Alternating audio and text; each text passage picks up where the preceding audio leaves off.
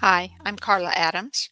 I'll be reading from my book, Ancestral River, A Spiritual Journey for the Living and the Dead, Chapter 7, Ancestral Clearing. During sessions of self-tuning and tuning clients, ancestors came from both sides of families. Those on the mother's side stood to the left of my massage table. The father's ancestors stayed on the right. Sometimes only one or two appeared, but occasionally hundreds transitioned. Ancestors usually came alone, each one having made their own choice. They were ready to leave the waiting place, the biofield of nature, and go to the oneness. Sometimes a husband and wife or a parent and child stood near each other, like my great-great-grandmother who came with her 2-year-old son who had died of typhoid fever 2 weeks before she did, as if they had agreed to come at the same time or had the same patterns of stuck energy needing to be cleared. My eyes tracked their energy. Some were tall, some were short. The vibration of men differed from women. They entered at doorways and moved as if walking quickly, but they didn't touch the floor. A cool breeze came with them, making me shiver. Though I usually only sensed their presence and felt their energy, my mind saw them. Ancestors from the waiting place were grayscale, like a flashlight with the battery running out of charge. Unlike ancestors in the oneness who radiated with the light, joy, and love of unlimited universal spirit, sometimes I saw grayscale ancestors dressed in clothing from the era in which they lived. Like fig leaves covering Adam and Eve, they were clothed with the mindset of lack and hierarchy they felt while living. After I discovered that there was a vortex in my living room, I said aloud to all my ancestors whom I had known or heard about, "If any of you in the waiting place want to join the oneness and don't have descendants, I'll help you get there when you're ready." One cousin came with questions. "Did you know my parents?" "Yes, I knew them well." "Why do you do this work?" "I want to help restore the universe, and I want people to know their oneness with universal spirit." His glowing smile and the peace and love of the oneness surrounded me as he left. A girl who died very young was anxious and wanted a hug. "I might be all alone there." I said, "The oneness is a wonderful place. Your grandfather is already there." She smiled and ran to the vortex. One ancestor appeared in my garden but stayed 50 feet away. I felt his hesitancy. He wasn't sure he'd be welcomed. It was an uncle. I said, "It's so good to see you again." His vibration changed to joy and love as we entered my home. One day I recognized an ancestor instantly, even though he had died before I was born. "I'm so glad to meet you." I continued talking about stories I'd heard of him, but he sensed blah, blah, blah from his vibration. He was tired of the delay and wanted to be in the oneness. Over the course of several days, the attention, not the presence, of my ancestors from distant generations formed lines on both sides of my head. One day the pressure was between my eyebrows and couldn't be ignored. It extended in a long row behind me, as if they were waiting to be set free. My words flowed without conscious thought. "Every ancestor of mine since life began who is ready to join the oneness, come now." Energy poured out of my third eye chakra. Many ancestors stood in front of me. The pressure behind my eyebrows was gone. Both sides of my head felt spacious and open. I said, "Thank you for all you've done and for being part of my life. You are released." My body wiggled and squirmed as they transitioned. Seconds later, a joyful thank you came from the oneness. Ancestors from closer generations emitted a stronger vibration of love or tension than ancestors of long ago. Parents usually had the strongest vibration. Often I asked more questions. "Are you a parent? A grandparent? Are you on the grandmother's or grandfather's side? Are you from the third generation or the fourth or further back?" If intuition didn't tell me who they were, and my client knew some of their ancestors' names, I said to the ancestor, "Are you so and so?"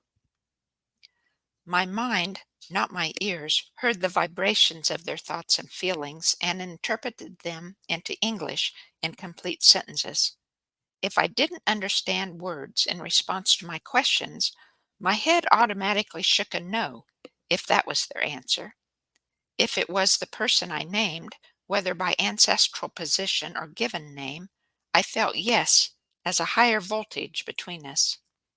Curious ancestors moved toward my laptop to see their loved ones on Zoom or check out technology they had never seen. Some asked questions. What are you doing? What is this process called?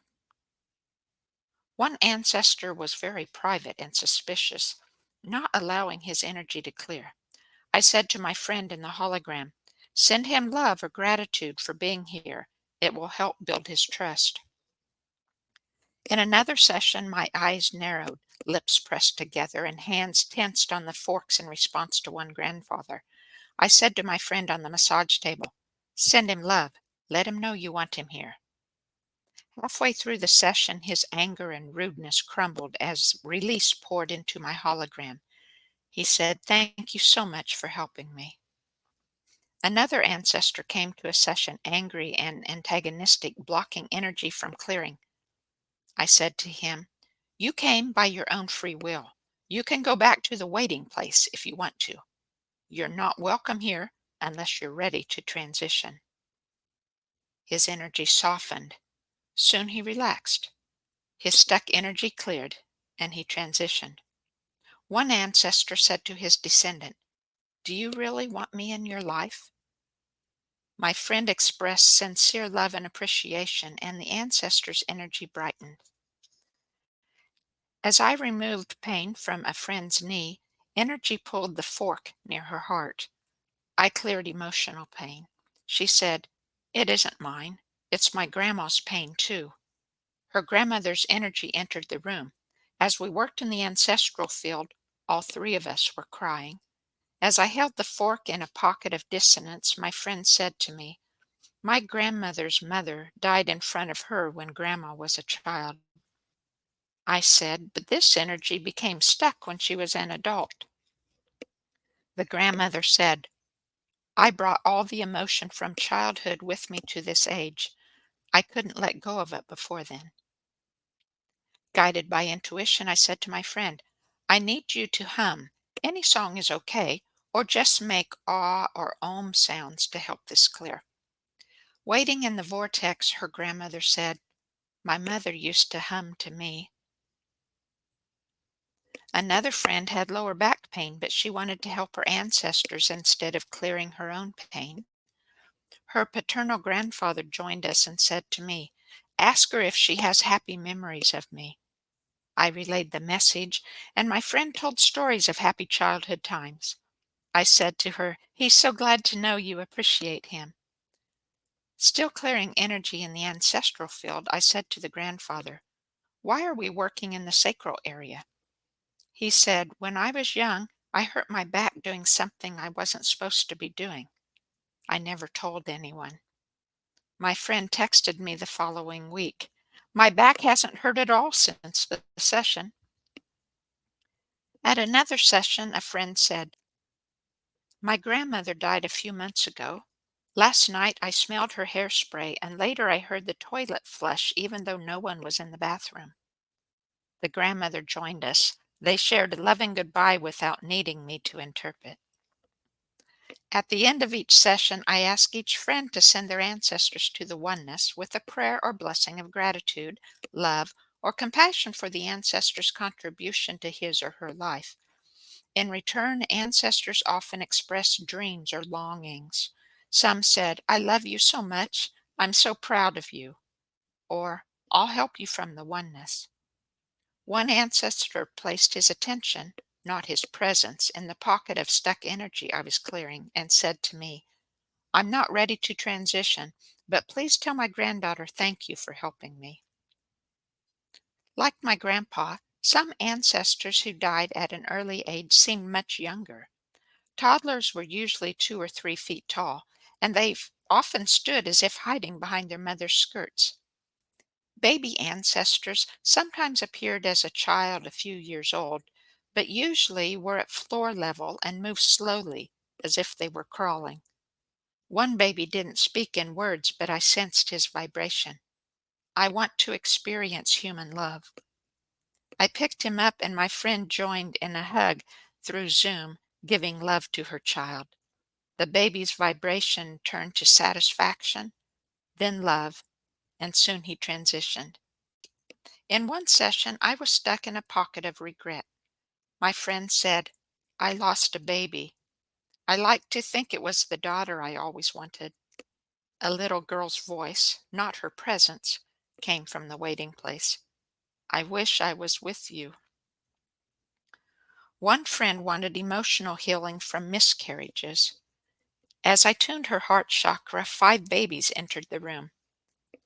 I asked, how many times have you been pregnant? 5.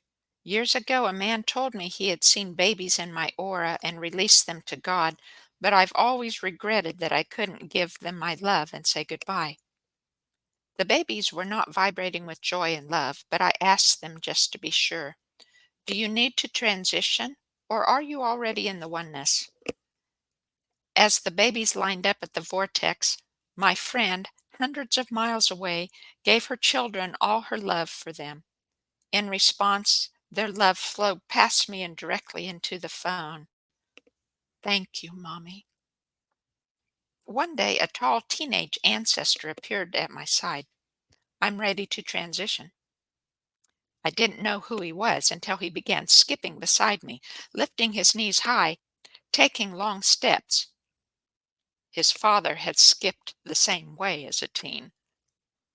A grandfather came to be cleared. I coughed nonstop. The air seemed full of smoke. My friend said, he died of lung cancer. Sometimes as I worked, I had visions, and my mind saw the ancestors in color, not grayscale. I saw and felt what was happening to them as if I was them at that moment in their lives. Several times I was an ancestor dying in bed as families gathered in front of me. I was a friend's uncle when he burned to death at 10 years old. Stuck in a pocket of energy during one session, I yelled, Fire! I'm surrounded by fire. My friend said, my great-great-grandmother died when her dress caught fire. In one vision, a friend's grandfather was a young boy with long dark hair wearing blue overalls but no shirt. I ran through the tall grass, fell, and cried as I hit the earth. As the session ended, his spirit flowed upward to join the bright orbs in the oneness. I was learning a lot about working with ancestors, but I knew it was just one aspect of all that was possible to experience through the light waves of the universe.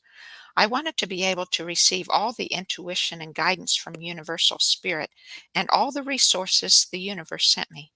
I wanted to see and hear and feel everything my spirit was aware of.